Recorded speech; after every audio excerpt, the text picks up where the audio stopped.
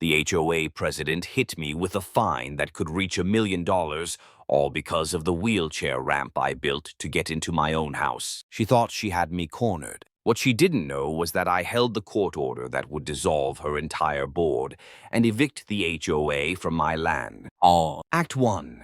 The conflict begins. My name's Hank Mercer. My legs don't work, but my brain does, and I've always been the kind of guy who solves problems. My ramp, my van, my garage projects. They were all solutions. Life was quiet, steady. I had my service dog, Daisy, and my grandfather's old house. Then came Karen George, the newly elected president of the HOA, clipboard queen, helmet hair, eyes sharp like she was hunting violations. It started small, a white envelope under my windshield wiper. I wheeled down the ramp, coffee still warm in my hand, and opened it. Asterisk.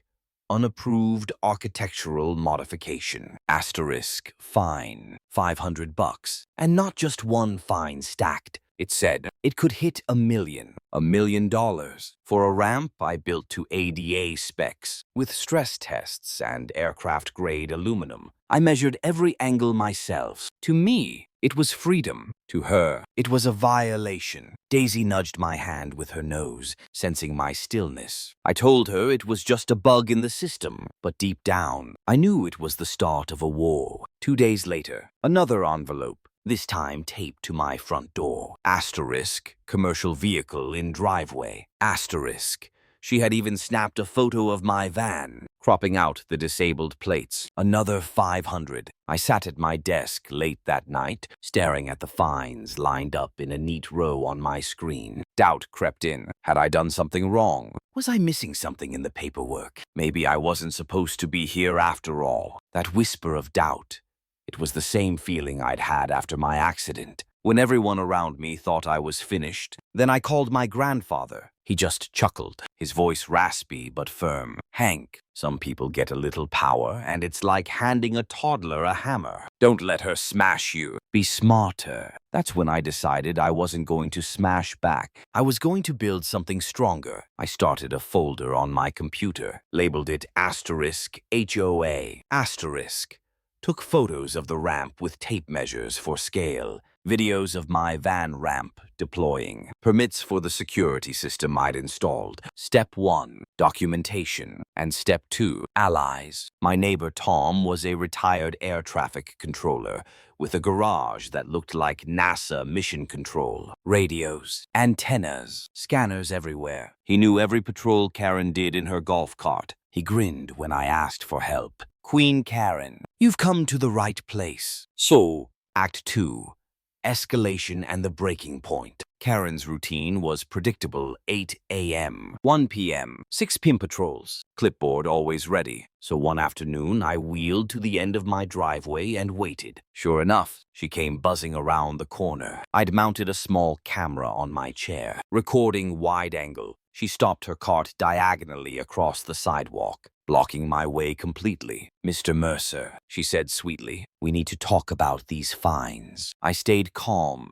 There's nothing to talk about. Karen, my ramp is legal. My van is legal. My system is permitted. Her smile vanished. The rules apply to everyone. You're not special. I nodded toward the blocked sidewalk. Right now, you're preventing my access. Could you please move your cart? Her face turned red. I'm conducting official HOA business. I'll park here as long as I need. Perfect. I had her on camera violating ADA access herself. I let her rant, let her dig the hole deeper, and then watched her drive off smug, not realizing she'd just given me gold. But she escalated. One night, around 2 a.m., my alarms went off, lights flashing, sirens wailing. Daisy pressed close to my leg. I rolled low, scanning the yard. The alarm wire had been cut clean, not chewed or frayed, snipped with cutters. A vandal, a criminal. Officer Ruiz arrived, calm and professional, documenting everything. He called it targeted harassment. Tom's drone was already overhead, capturing thermal footage of a figure slipping away toward Karen's house. It wasn't hard proof, but it was confirmation. I sat in the dark after Ruiz left, anger boiling. It wasn't about fines anymore. She wanted me unsafe. afraid, gone. For a moment, I almost gave in. Thought about selling the house, moving somewhere quiet, somewhere without Karen. But then, going through my grandfather's old files in the attic, I found it. A dusty, brass-bound lease agreement from 1985. My heart stopped. It was a land lease. My grandfather had leased a parcel where the HOA's community center